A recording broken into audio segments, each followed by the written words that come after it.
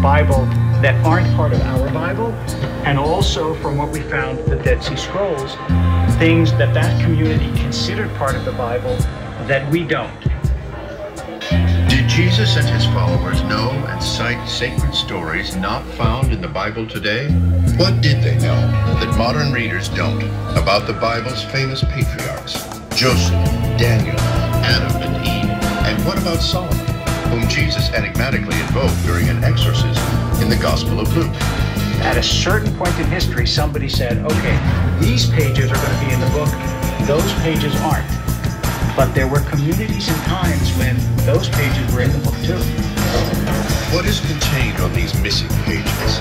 Are they, as some contend, merely later embellishments or outright lies? Do these lost narratives contain ancient revelations or give rise to even greater mysteries?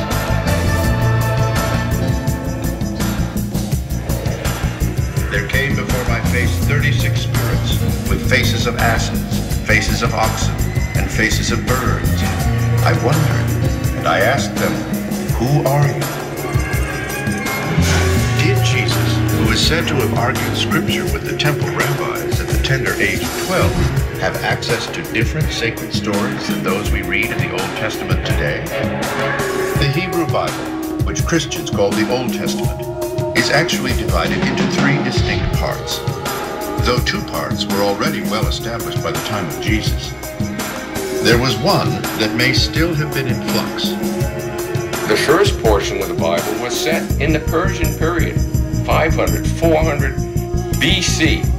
That is, Genesis, Exodus, Leviticus, Numbers, Deuteronomy, the Pentateuch, the so-called 5 books of Moses.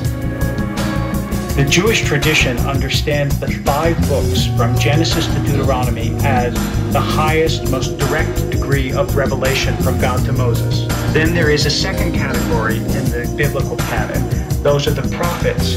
And then there is a third category, the writings. It is this portion, the writings, considered sacred, but less integral than the other 2 sections of the Hebrew Bible, which changed the most over the centuries. It would not be fully established until long after the crucifixion of Christ.